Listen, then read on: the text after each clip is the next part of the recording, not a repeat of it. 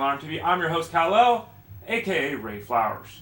Let's talk the waiver wire in Week 8 and start with the number of 3.7 as in the yards per carry mark this season by Alfred Blue and Chris Polk of the Texans. Arian Foster is done for the year with a torn Achilles. This team has to find out what they're going to do in the backfield this season and perhaps moving forward, as Arian Foster may have played his last down for the Texans. Blue's a very middling runner, kind of a plodding guy, a volume back. He needs 20-plus carries to do something. Polk, on the other hand, is a very dynamic player in comparison.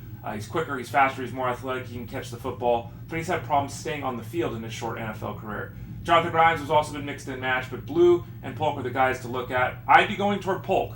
Again, there's concerns with both guys, but Polk to me is just the more dynamic talent. I'll hope that he ascends, especially in those PPR setups. Don't overlook the fact that no team in football, on an attempt per game basis, throws the ball more than the Texans.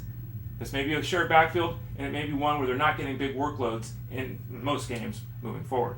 Second number of the day is 8, as in the number of carries this season by Orleans Darkwa of the Giants. Now, all 8 of the carries were in Week 7, 48 yards and a touchdown. He looked good. After the game, the coaching staff came out and said, look, we've been watching him in practice. We know he needs to get the ball more on Sundays. We're happy with where he's at. Good, that's great. But 8 carries this season, if he was really that good, do you think it would take till Week 7 for him to actually touch the football?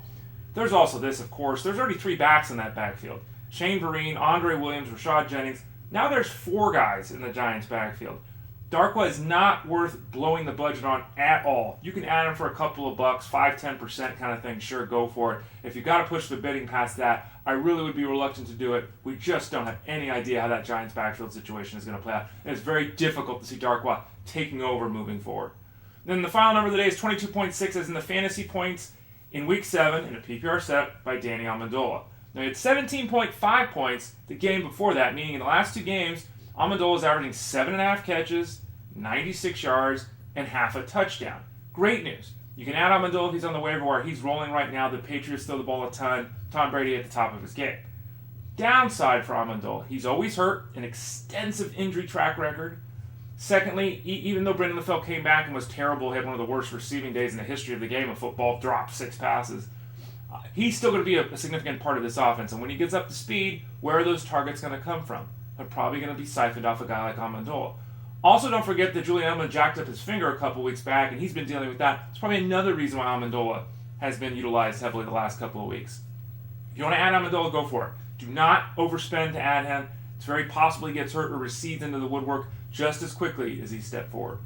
Ray Flowers, Big 3, Fantasy Alarm TV, fantasyalarm.com. Come check it out, folks. You won't be disappointed. Take care.